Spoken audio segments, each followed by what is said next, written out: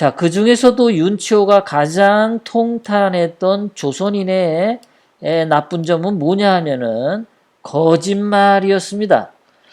조선에 있어서 가장 깊게 쭉 자리 잡고 동시에 가장 널리 퍼진 악은 거짓이다.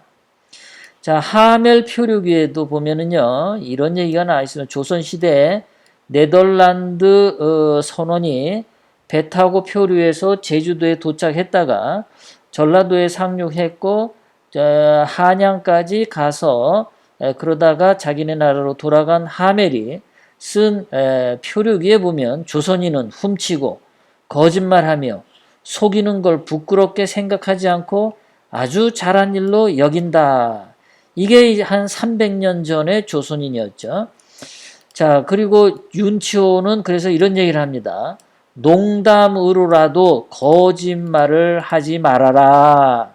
꿈속에서라도 성실을 잃었거든 뼈저리게 뉘우쳐라. 죽더라도 거짓이 있어서는 안 된다. 이거는 도산 안창호가 했던 이야기입니다. 그러니까 조선인들이 거짓말을 정말 많이 했던 모양입니다. 조선인들이 얼마나 거짓말을 많이 하면 이런 얘기가 나오겠습니다. 자, 도산 안창호는 조선 청년이 다짐해야 할 두 가지 과제가 있다. 첫째, 속이지 말자. 둘째, 놀지 말자. 이 도산 안창호가 말한 거에서 보면, 자, 놀지 말자. 이거는 지금 많이 고쳐졌죠. 지금 현재 한국인들은 놀지 않습니다. 웬만하면요. 그냥 일을 하려고 그래요. 이승만 대통령님이 토지 개혁을 해서 소장농들에게 땅을 줌으로써 자기의 소유의 땅을 가지면서 열심히 일하는 기틀을 마련해 줬고, 박정희 대통령님의 경제개발 5개년으로 기틀이 마련해서 잘 살아보세 잘 살아보세 새마을운동 같은 걸 해서 한국인이 굉장히 열심히 일하는 한국인으로 바뀌었어요. 그거는 우리 박정희 대통령님이 한국인의 유전자를 바꿨다라고 볼 수 있습니다. 놀지 말자. 이거는 고쳐졌어요.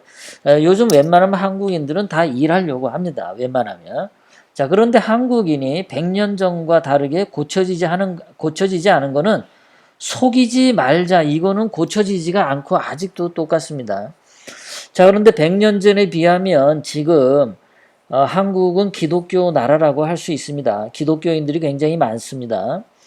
자, 100년 전 조선이 있을 때는 기독교가 그렇게 많지 않았어요. 기독교가 없었던 조선 사람들이 거짓말을 한 거는 그럴 수 있다 치자 이거야. 그런데 지금은 교회도 많고 성당도 많고 하나님을 믿는 사람들이 많은데 왜 남을 속이고 거짓말하는 이 유전자는 아직도 계속될까? 그거는 기독교가 한국에 들어와서 그 교인들에게 거짓말하지 말라라는 얘기를 하지 않은 거죠. 교회가 자기 교회 신도들이 거짓말하는 것에 대해서 따끔하게 얘기를 해야 되는 그러한 교회 풍토, 신앙의 풍토를 뿌리 내렸다면은 한국인들이 거짓말을 안 하겠죠. 좌파들이 거짓 선동을 해도 안 넘어갔겠죠. 박근혜 대통령님이 거짓 탄핵에 당하지 않았겠죠. 그런데 지금도 보면은 박근혜 대통령님의 모든 거짓말 선동에 대해서 대형 교회에서 거짓 증언하지 말자. 이런 걸 가지고 박근혜 대통령님을 보호해야 했었는데 전혀 그러지 않았던 거죠.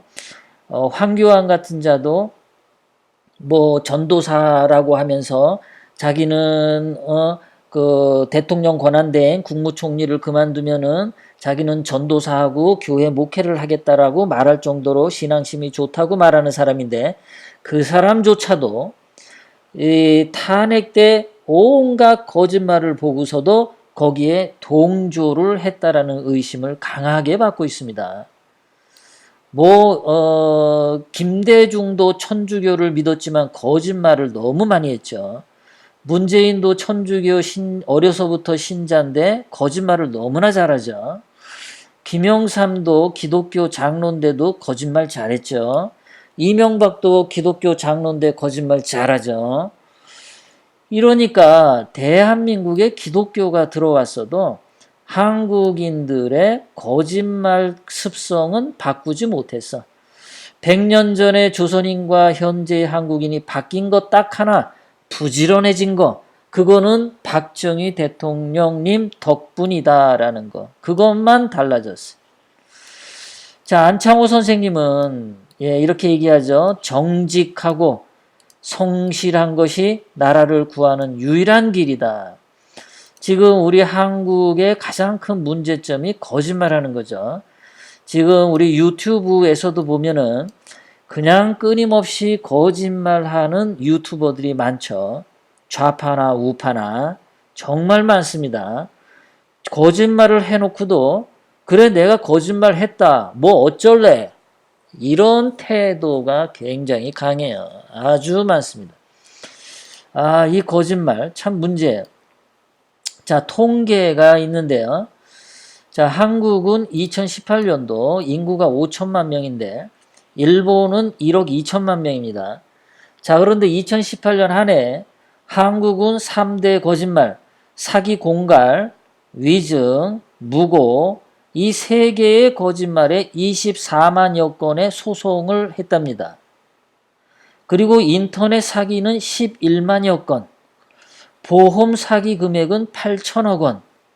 그런데 일본은 인구가 이렇게도 많은데도 불구하고 사기 공갈이 4만여 건, 엄청난 차이를 지고 있죠. 그러니까 일본 사람들이 4만 명 정도는 이 사람들도 거짓말을 하지만 한국인들에 비하면은 굉장히 적은 사람들이 거짓말을 한다는 거. 그러니까 일본 사회가 일본인들이 한국인보다 훨씬 더 정직한 사람이 많다라는 거죠.